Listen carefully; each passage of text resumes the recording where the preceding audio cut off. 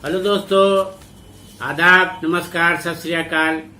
मैं Afroz Rizvi TM24 news channel में आप सबका खैर मकदम है, स्वागत है। तो मैं उर्दू अखबारों से तबसरे के लिए आप सबसे रूबरू हूँ। तो पेश खिदमत है कुछ खास तबसरे। हैदराबाद से शाया होने वाला रोजनामा मुंसिफ ने केयर्स फंड को लेकर के अपने इदारिये में काफी तफसील से चर्चा की है। अखबार ने लिखा है कि इसमें पैसों की आमद और खर्च का हिसाब किताब पता करना बड़ा मुश्किल काम है। यानी इसमें ऐसी कोई पारदर्शिता यानी साफ और शफाफियत नहीं है जिससे इस फंड का सही इस्तेमाल का अंदाजा किया जा सके। अखबार ने लिखा है कि सिलसिले में RTI के जरिए भी अगर कुछ पता किया गया तो वहां से जवाब लिख करके आ गया कि ये सरकारी दायरे में नहीं आता, RTI के दायरे में नहीं आता, यानी ये सरकारी खजाना नहीं है। और अदालत को ये जवाब भेज दिया गया कि चूंकि ये सरकारी फंड नहीं है इसलिए इसका कोई जवाब किसी को नहीं दिया जा सकता। तो अखबार ने सवाल उठाया है कि ऐसा फंड है जो सरकार के उसका नहीं है खजाने का, तो फिर इसका सारा कारोबार PM ऑफिस से क्यों किया जा रहा है? क्या ऐसा मुमकिन है कि किसी गैर सरकारी फंड का इस्तेमाल कहीं हो रहा हो और उसका इस्तेमाल जो है वो वज़ीर आज़म के दफ्तर से हो उसका कामकाज? तो अखबार ने इस पर सवाल कई तरह से उठाए हैं और इस पर सवालिया निशान लगाया है। और अखबार ने यह भी कहा है कि जब प्रधानमंत्री रिलीफ फंड पहले ही से था तो इस फंड की क्या जरूरत थी, यानी इस फंड को क्यों बनाया गया? इसमें तो COVID-19 को लेकर के वबा से निपटने के लिए इस फंड का कयाम किया गया था। तो इस फंड में पैसा कहाँ आ रहा है, कहाँ जा रहा है, इसका पता करना बड़ा मुश्किल है। अखबार ने इसको लेकर के बड़ा उस पर सवाल खड़ा किया है कि इसका जो है RTI के दायरे से भी इसको बाहर रखा गया है, वहां से भी पता नहीं किया जा सकता, को सूबे के दायरे में आ गया है PM केयर्स फंड। तो अखबार ने इस पर जो है अफसोस जताया है।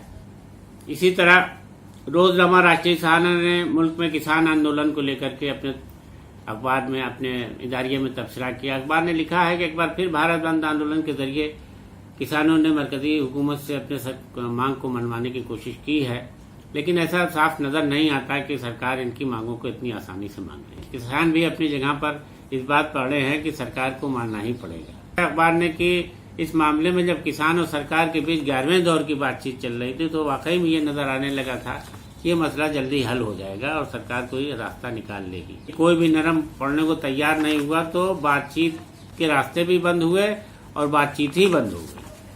तो इस तरीके से नहीं लगता है कि अब कोई रास्ता बातचीत का या के जरिए या किसी तरह से हल होगा। वैसे किसान जो हैं वो अपने आंदोलन को पिछले 10 महीने से दिल्ली की सरहद पर कर रहे हैं और जिसको लेके किसान मरकजी हुकूमत के भी कान पर कोई जू नहीं रेंग रही है। और अब यह बात साफ दिखने लगी है कि सरकार किसानों को उनके हाल पर छोड़ दिया है और इसका क्या अंत होगा, इसका क्या फैसला होगा, इस पर अभी कुछ कहा नहीं जा सकता। लेकिन एक चीज साफ नजर आने लगी है कि किसान और सरकार दोनों ही के अपने रुख पर अड़े रहने से ये लगने लगा है कि अब ये मसला दोनों के वकार का मसला बन गया है, यानी दोनों के सम्मान का मसला बन गया है और कोई भी दबना या पीछे हटना नहीं चाहता। यही वजह है कि ये आंदोलन जड़ पकड़ता जा रहा है, इसका फिलहाल कोई हल होते रास्ता नहीं दिख रहा है। और रोजनामा उर्दू सहाफत ने अक़वाम मुत्तहिदा के रवैये को लेकर अपने नजरियों को पेश किया है।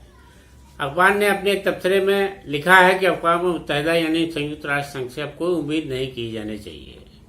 संयुक्त राष्ट्र की जनरल असेंबली में वज़ीर आज़म के खिताब पर, जिसमें उन्होंने संयुक्त राष्ट्र संघ के साख और सलाहियत की बात कही थी, उस पर अखबार ने तबसरा करते हुए कहा है कि ये उम्मीद UNO से नहीं की जानी चाहिए। वो हमेशा दुश्वार से दुश्वार मसले में भी कभी काम नहीं आ पाया है। उसकी नाकामियों का तो बड़ा लंबा चौड़ा हिसाब किताब है। अखबार लिखता है कि शुरू से ही अक़वाम मुत्तहिदा की कैफियत ये रही कि वह किसी दुश्वार मसले का हल नहीं कर सका है। अब तालिबान के मसले पर भी उसका कैसे ढुलमुल रवैया रहेगा। सच है कि तालिबान अपनी हुकूमत चलाने के लिए सारी दुनिया में अपनी बेहतर छवि, बेहतर तस्वीर पेश करने की कोशिश करेगा।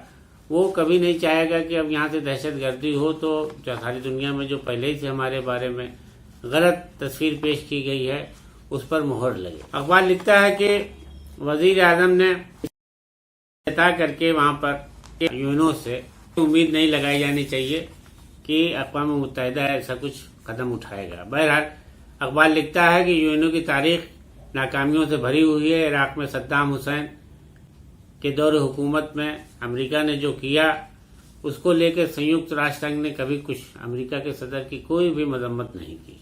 अमेरिका ने एक बात कही थी कि सद्दाम हुसैन की हुकूमत में खतरनाक हथियार हैं जिससे सारी दुनिया को खतरा है, और इसी बहाने से सद्दाम हुसैन के खिलाफ मुहिम छेड़ी अमेरिका ने और पूरी वहां पर तलाशी ली।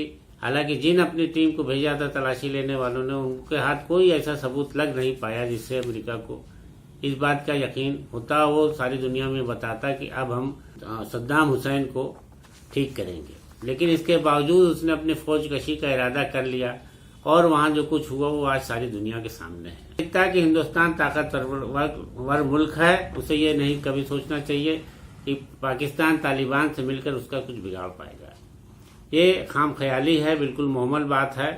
भारत का बड़ा सरमाया अफगानिस्तान में लगा है और अगर अफगानिस्तान के हालात बेहतर रहे तो उससे और ज्यादा सरमायाकारी का मौका मिलेगा।